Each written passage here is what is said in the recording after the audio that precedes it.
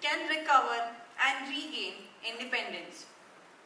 As we have talked all about stroke today, so we know that stroke is a leading cause of long-term disability, with up to 80% of survivors requiring rehabilitation to regain independence and improve quality of life.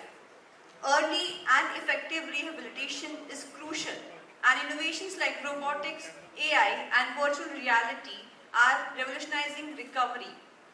In this session, our panelists will explore global best practices and how these advancements can enhance stroke rehabilitation outcomes.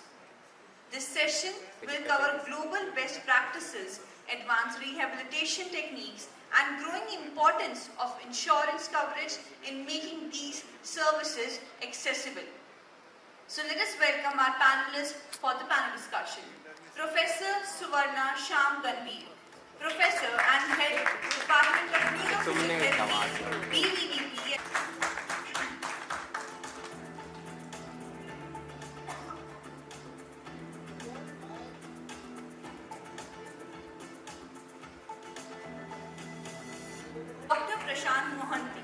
Chief Business Officer at 2050 Healthcare with a focus on integrating technology into rehabilitation.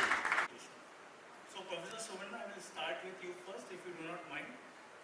So one of the key themes that I observe whenever I speak with any of the large global hospitals, whether in US, Singapore or Middle East, these are the emerging hubs where you always talk about disruptive tech.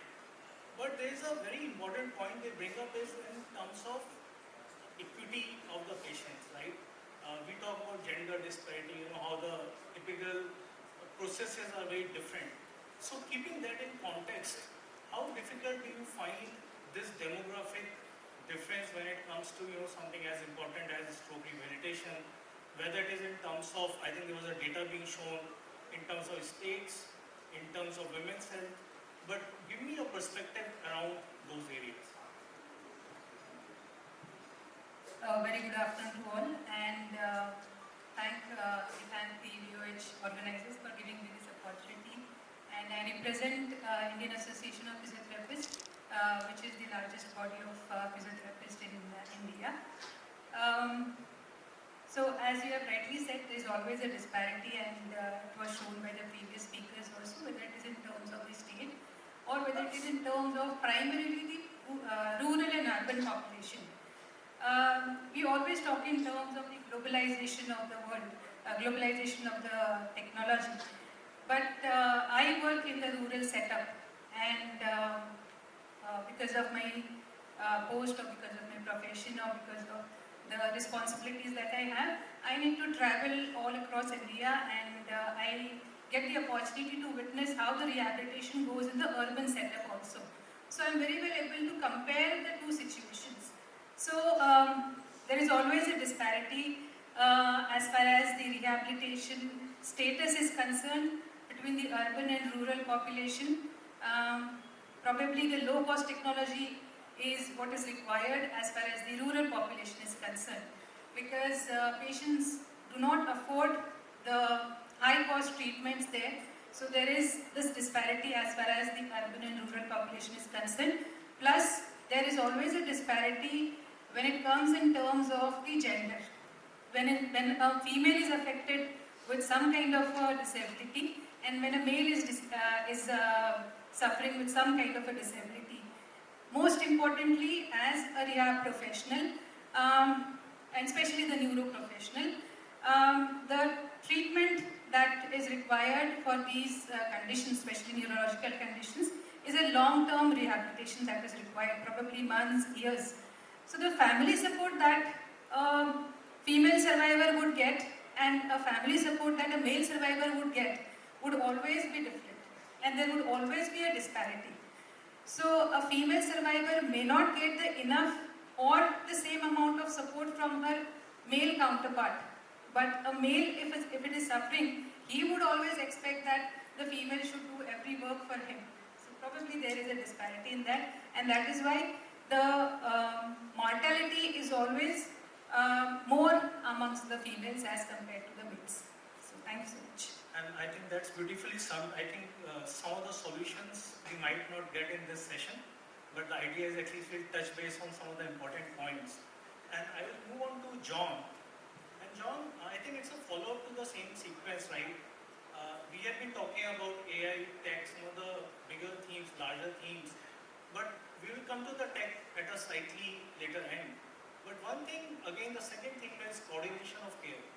And it is so much to be said that there is not just one important aspect when it comes to complete rehabilitation. It has to be a connected ecosystem. So, in your opinion and in your experience in the kind of work do you do, how do you bridge that gap? And if you can just continue and help us share your wisdom and what you have seen, what are the best practices globally that you find should be replicated. So hello everyone.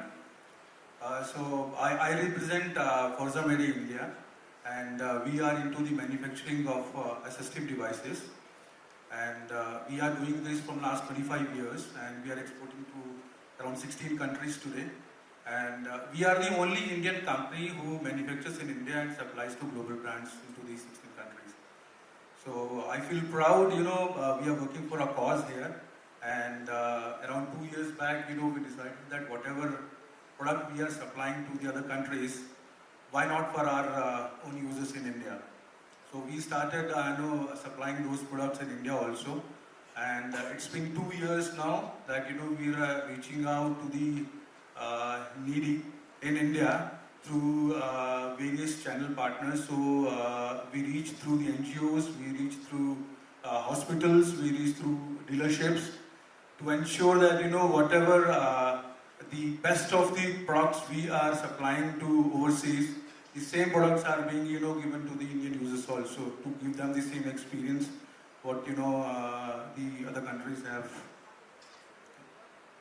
So in terms of when we talk about brain computer interfaces and neurology and some of the other aspects, where do you see us standing in terms of data? Because when I look at the global ecosystem and the Indian market, and I think a lot of moderators and the panelists have spoken that the cost is very, very high. And I also see it, right, because my background is in data and finance. So when I look at it, I always feel that, look, you have to invest in IT, in AI application to be really top-notch. So in your experience, what do you see? How do you compare? Is there a mismatch right now that you observe?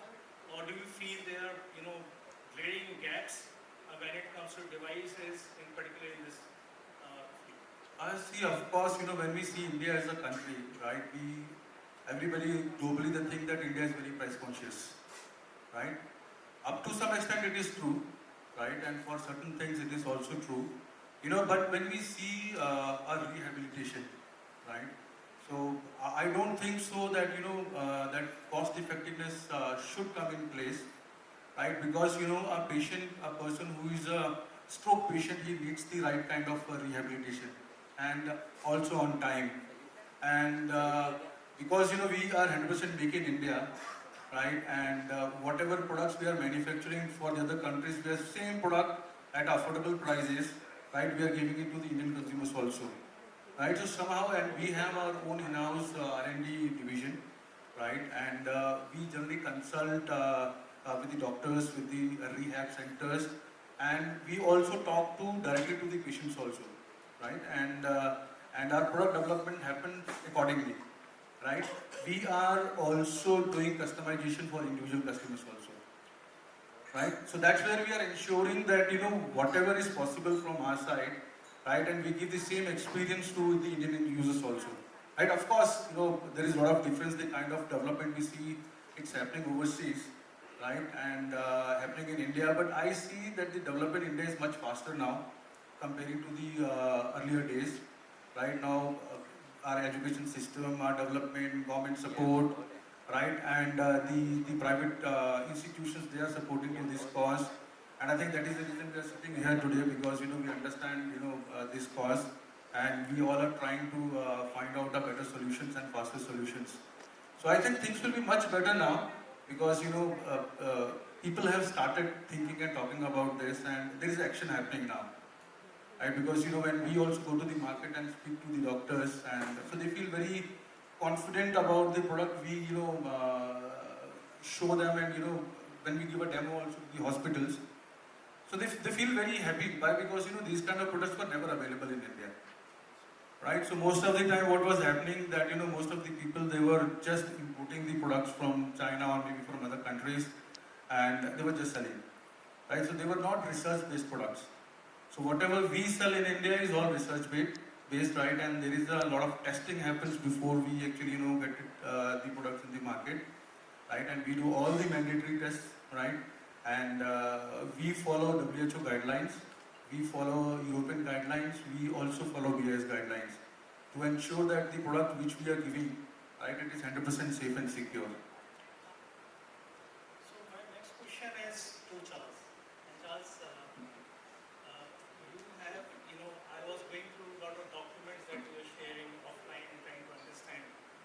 But my question to you is in terms of, in terms of AI and robotics and everything which is disruptive tech, and now why AI, right? The discussions that I have been having is around quantum. So, we are pushing the boundaries, right? AI itself is becoming slow, right, by the moment. So with all this in context and your experience with what you are doing, can you give your perspective on how disruptive tech is going to impact the topic and impact on broader healthcare ecosystem and innovation in terms of global context? So good evening to all of you. Basically, how is technology solving the problems? What is the problem statement that they're trying to do is what I'm going to address. So we have, I represent Jogo, which deals with digital EMG biofeedback. So one of the issues in rehab is it is subjective. It's not objective. So using AI, we can measure the muscle measurement immediately. We don't have to wait for after 2 weeks or 3 weeks. Right from the first minute to the any number of times, we can measure the muscle movement, the measurement. So generally muscles are measured in microvolts. Our device can magnify 1,000 times, which means even the smallest flicker of a muscle contraction can be captured. It's extremely useful. That's the first problem statement we try to solve. Number two, our device is portable, so we can carry it anywhere. Many devices today are, only in hospital. Today, many patients have an access issue. 60% of India is in rural. So with our device, we are able to access. We treat almost 22 countries sitting in Chennai. And the third is, we also do tracking the progress every time. And the most important thing in this problem statement we are trying to solve is the patient is driving the progress. The patient is engaged. Many times, the patient is dependent in many rehabs on external stimulus. He depends on, what is the external stimuli giving. Here, the patient is driving the progress. And another important thing is, it is also versatile. Our device can treat 22 conditions across the muscle issues. So these are few things that AI is driving. While there are many things happening, I think the future is going to be AI. And like us, there are 3 lakh digital therapeutic companies coming to India or across the world. So things are going to change at a very dramatic phase. In fact, the overall market is around $200 billion and it's going to become $800 billion in the next 8 years, growing at a CAGR of 16%, and it's going to go across every therapeutic area, be it diabetes, hypertension, anxiety, neuromuscular, every aspect of every therapy area is going to come. Thank you. I think wonderfully answered. Prashant, I will come to you next. Now, one of the key aspects, and everybody who is coming from the healthcare fraternity, now it is also the question and the dilemma of system overload, right? There's information overload, there's system overload. How do I, as somebody who is coming into the system, and what do you do, right? Typically, because there's so much different context, every, within a different subspecialty, there are enough information that can, person can spend their entire lifetime, and still they are not able to come up with a solution, right? So what do you see, how do you create a cohesive narrative, taking something out of the entire conversation that is going on? So, thank you, Apurva. Just to give an introduction, I represent 2050 Healthcare, and we are into stroke rehabilitation. That's the area that we are focusing on. And as told, this is a multidisciplinary approach approach. And it's not a single specialty. Like rehabilitation means it's not only the physio. So it needs physio, it needs clinical nutritionist, it needs doctors, it needs occupational therapists, speech therapists, solo. And of course the technology. So what we do at 2050 Healthcare is, and why we name as 2050? Because by 2050, India will have a huge population who will be aging, and one of the factor will be the stroke. In terms of the stroke, it cannot be just a physiotherapy alone. So what we need is a education at every level, that the stroke patient post rehabilitation we talked about, like okay, there is a golden period, and post that golden period the patient gets okay, but there will be always 30 to 40% of the patients who need rehab. So we have those advanced rehab centers across the country. One is in Bangalore, that is our largest center, Bhubaneswar, Raipur and Lucknow. Again, not enough. There is a big need as far as the rehabilitation process is concerned. Now, when it comes to rehab, as I mentioned that it needs a multidisciplinary approach. So, like from speech, solo, each and everything. And of course, there is a technology. So, you talked about the basically that how does the brain-computer interface that works with this one. So, just to tell you that we are the first center in the country, in our Bangalore, we have the recoveries.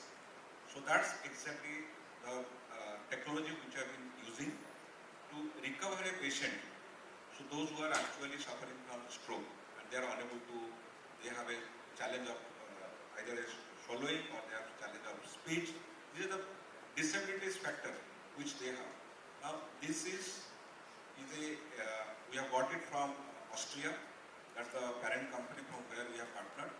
And with almost like a 50 days therapy, we are trying to bring the patient to its normal. Because one is that yes, the golden period, that is what is done. But even after that also 30 to 40% of patients will need the rehabilitation. And at that rehabilitation, it just can be just a physiotherapy. Because today in our country, it needs lot of awareness that we are talking of that, okay, rehabilitation means only physio. And there are a lot of physios all around. It is actually not. It's a multidisciplinary approach, which needs to be a teamwork, has to work to get the patient back to his activity of daily living, what we call as ADL. So these are the areas that we focus at our centers, and there is a big gap as far as the rehabilitation is concerned. The demand versus the supply. Not many centers are there, like in entire north, maybe one or two centers. Like in North India, we have presence in Lucknow, and in South, we have in Bangalore.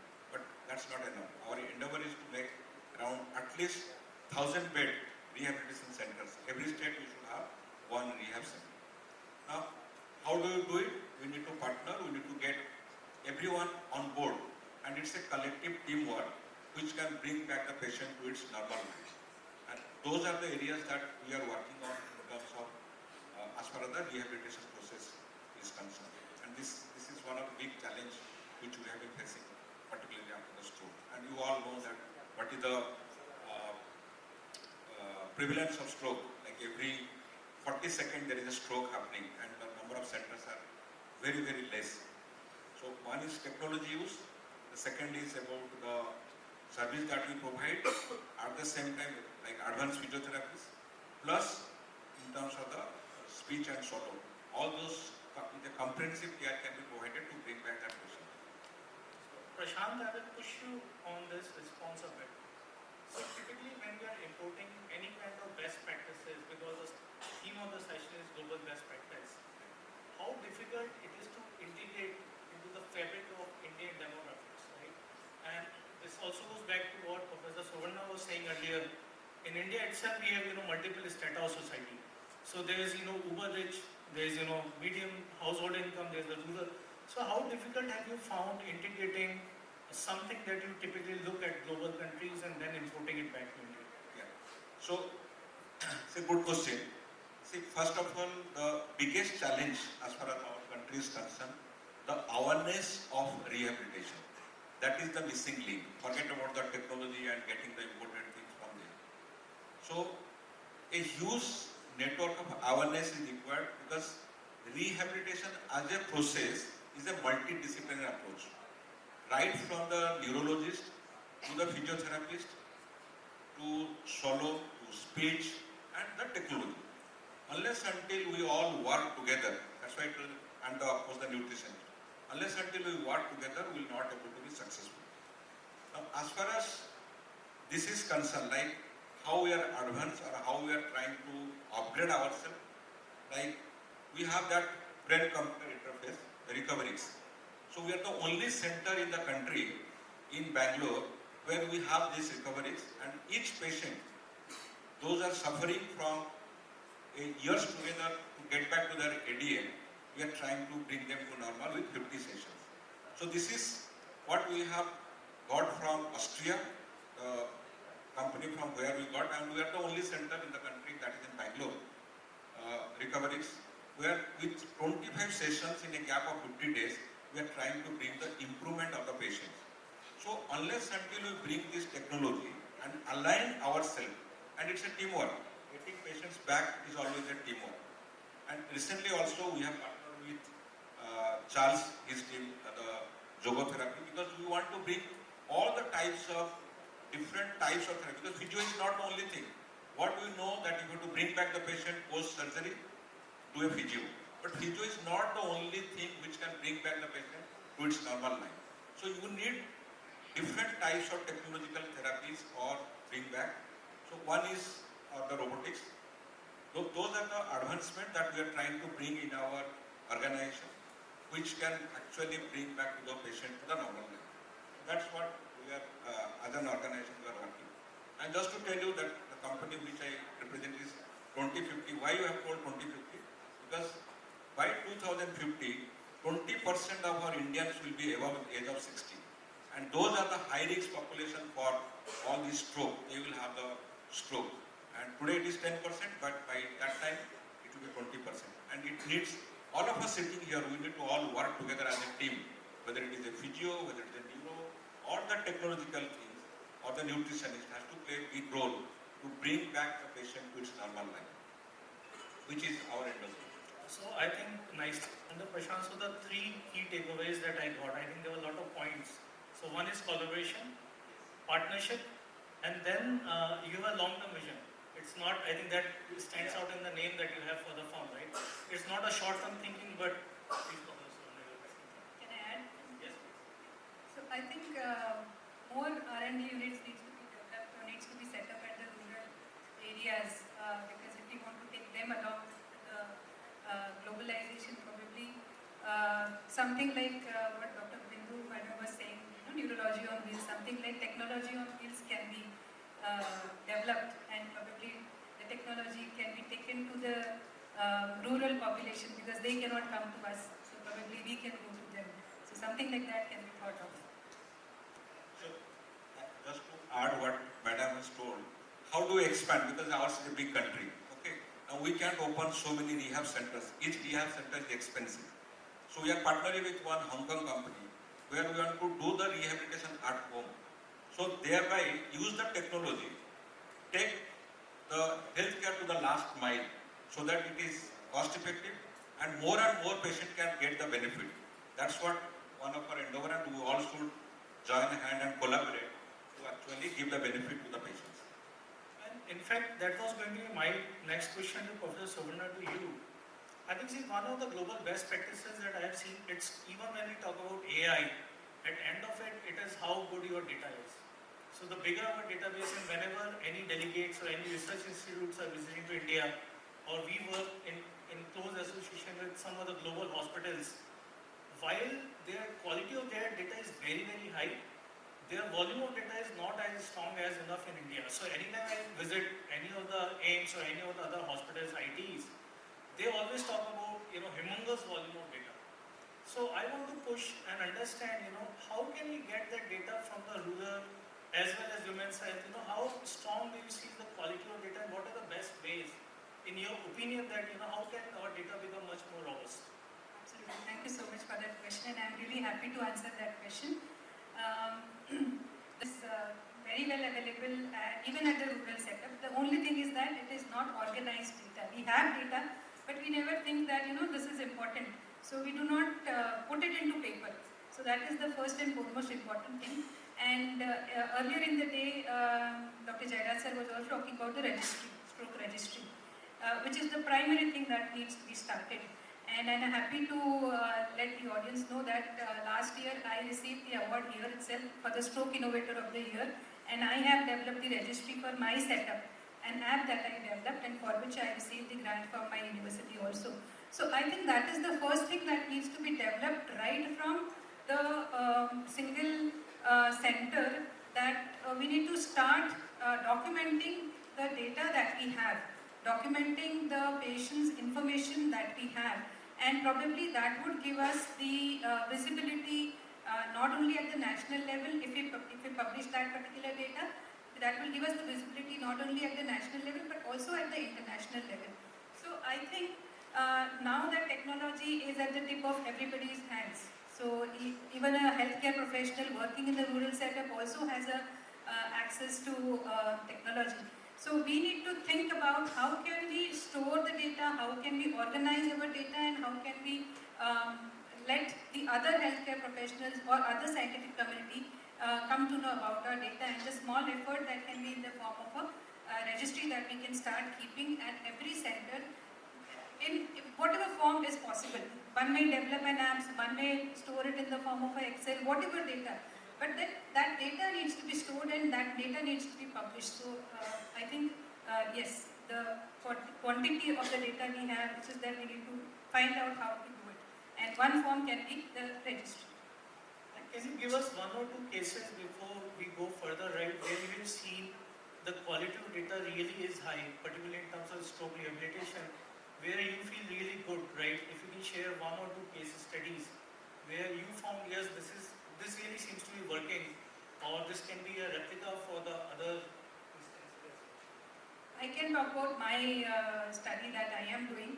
Initially, when I started with the stroke registry, I thought of doing it only for my center, that is the V.K. Patil Medical College. When I introduced this particular concept of stroke registry to my therapist in my city, there are around 10 therapists in my city. And when I said them that, this is kind of the thing that I'm doing, more than 50% of the therapists, they said that they would like to join me. And that was in my city.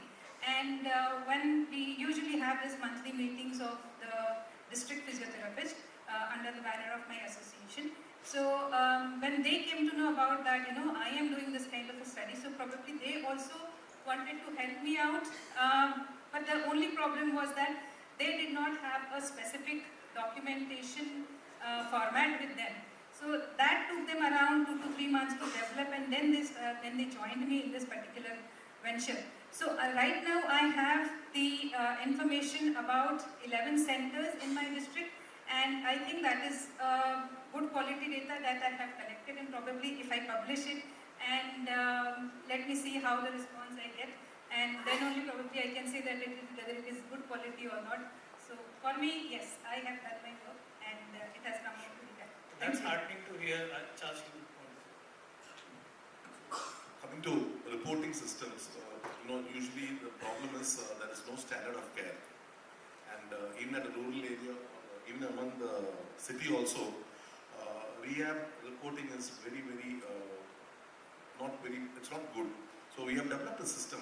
We are JCA accredited center. In fact, in one category, we are the world's first digital rehab. By this, we can really access this there. And in this process, we also developed a reporting system. So even if, we want, for example, whether we do it in Chennai or Delhi or Bombay, when the physiotherapist has to enter that report, he has to have that standard. And probably in a year's time, this will be a real standard. Because the kind of details that we are putting in that reporting, he has to really do that work to put it on the report. Like each type of muscle measurement, progress, different scales. I think we need to upgrade in terms of reporting system the standard of. John, I will move to you, right? And while we go really gaga when we talk about the Western system, but there are also some challenges that I saw. particularly in the US healthcare and some of the other healthcares, the cost of that sometimes goes very, very high. But keeping the context in which we are sitting in, where do you see the innovation can come in? And this is kind of a devil's kind of flip question. But what are some of the things that you will say that we are doing better in terms of managing, the cost and the innovation within India? And what are some of the things that we should avoid when looking at the global best practices? Yeah. So one, as we were discussing earlier also, that India has been considered as a very cost-effective country. The reason is our population, right? Today we stand number one globally with the population, right? And the economical, of course, economically India is growing, and I think we are the only economy today which is growing, at a CAGR of 7%. But because most of our population stays in tier 3, tier 4 cities still, right? Hence cost is very important. So whatever project we do or whatever research we are doing today, we are ensuring that cost is being taken care of, right? By using our engineering skills, right? And by using our sourcing skills to ensure that whatever product we are manufacturing today, right? It goes to the user at an affordable price which he or she can afford, right? And hence what we are doing today is that when it comes to the reach, so our study says that reach is a major problem today in rehabilitation, right? It's mostly available in tier 1, tier 2 cities and mostly in metro cities. If you just go down towards the tier 2, tier 3 cities, people generally struggle to get the right kind of rehabilitation. They do not have rehabilitation products available. When I talk about our own products, when it comes to the wheelchairs, right, which is very, very important when it comes to the rehabilitation, because that is the only product which keeps you moving, right? So we observe that there are no dealers available, no point of sales are available, no even NGOs are available in those smaller places where you can actually help the end users. So the mission we have taken today is that we are focusing first on tier 3 and tier 4 cities. Okay, it's not a business perspective. It is basically we wanted to target that cause, right? Because there are people who are actually needing the support and they do not have that support today. So our first aim is to develop our network there, right? We are reaching out through e-commerce platforms also today, right? And we are linking the end users in those particular areas, through that internet to us, and we are trying to help them with the products. Another thing what we are doing is in terms of creating the awareness on rehabilitation and ensuring that the user is actually getting the right product.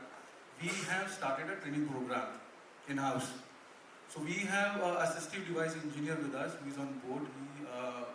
He's been trained in the US around 20 years back, and he's working in India from last 20 years. And he was involved with directly with the patients on working on them. And how do we do is that we use the technology, right? We connect at the farthest places through a video call. We assess the patient through that, because today physiotherapists are almost available across, right?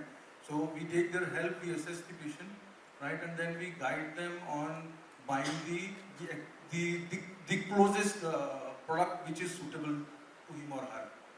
So that is the kind of initiative we are taking today, right? And of course the idea is not that the market is still virgin there, reach first and sell more. The idea is that go and help those people who are actually needing your help, because people from these places, they need to run around to tier 1 or tier 2 cities to get that help. Even there are a lot of government initiatives which is happening now. But even they are facing challenges in terms of reaching out to these places because of the logistical issues. So, but currently, if you see that because of the infrastructure development happening in India, so tackling these issues, it's actually making it more convenient for us. And how we collect the database, technologically, is what we do is that on every product, we have placed the QR code. Because generally what happens is, we don't know from our dealers who is actually using that product, because generally they don't share the data, right?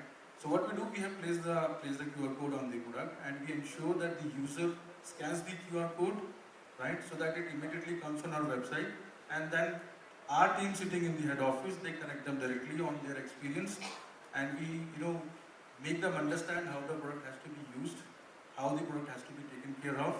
Whenever they have any problem, they can directly get in touch with us. So we have a dedicated team available, right, who always works for the consumers 24 hours. So I think thanks for that, and we are nearing our time, but Prashant, I want to quickly pick up on one point, and this is one of the major themes across. The government is heavily involved, and I know this is a topic where we can sit for the entire day and keep on coming up with different policies. But if you have to quickly summarize, right, because in most of the Western nations and the global best practices, all the innovation, whether it is coming through venture, whether it is coming through research, government is a very important stakeholder, and even in the hospital eco-care system, right?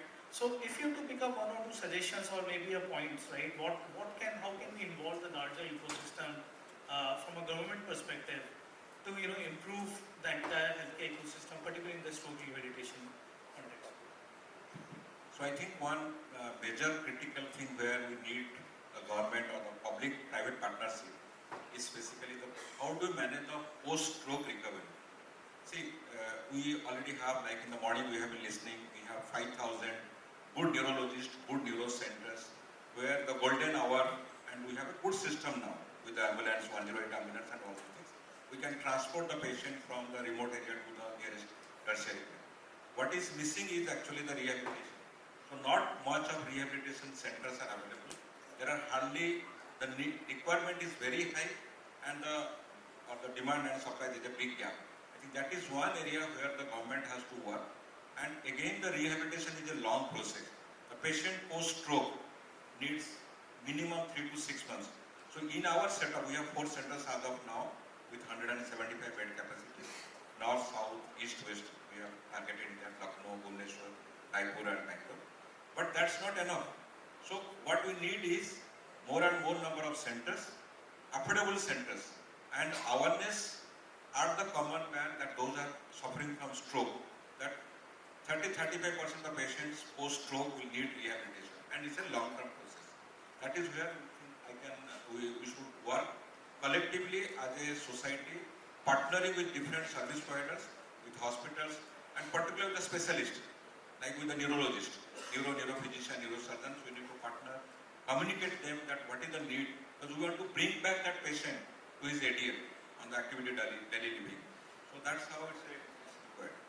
And Professor Suvarna, I will come quickly next to you. We have few seconds left, but any specific one key takeaway, if I have to take, what is your wish list on top of that wish list? If this is something which needs to happen from a global best practices, and you would like to see that happening. I would like to see the technology coming to the rural sector. That's the Point taken. Charles, I think integrated patient care. I think, see, these are very specific points, and I think that's why I'm pushing, because we are closing the session post this, if I'm not mistaken. So John, I think you are the last one to go. But if there's one thing that we really want to stress upon, and this can be from the entire day, or what you've been hearing across, but what is that one thing that you would like to suggest? And I think since morning we learned a lot, from different dignitaries, and they have shared their experiences, knowledge, and what exactly has to be done in this field. So all of us need to put efforts together, because we all have different expertise, right? And it's not that one person can do it; it's again a teamwork. So I think we all need to join hands and ensure that this cause is being taken care of, with the best abilities we have. And one thing I really wanted to emphasize on this is that that awareness and education is so important here. Even for the patients and the attendants, that how a stroke patient has to be handled, what kind of equipment he or she should be using, right? Cost, of course, matters, but I think that should be kept secondary, and cost should not come first. Cost should be the secondary thing, because being the product manufacturers, we understand this cost, and we are putting all our efforts to ensure that the cost of the product is kept at a level which people can afford, because the basic idea is that who needs it should get it. So that's what I wanted to emphasize on, that like togetherness is important here. I think with that, we are nearing, the time is up, but I think we touched based on multiple different aspects. And one thing which really stands out for me is bringing all these different narratives together and coming up with a concrete action plan, which becomes very, very important. And I think that's what I have been seeing where, nations and the global, particularly some of the developed nations, they have started the plan at a senior level, at a government level, and they have adopted a top-down approach. But they have also ensured that there is a last mile delivery, as we have been talking about. So with that, I will just conclude the session, thanking BOH and all the dignitaries and the participants and the audience. You have been really great, and I thank the panelists for joining me on the stage. Thank you.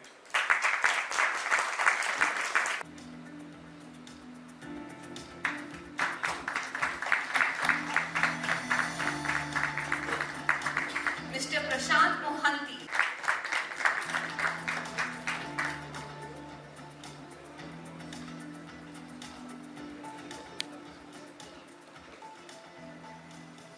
Mr. Charles.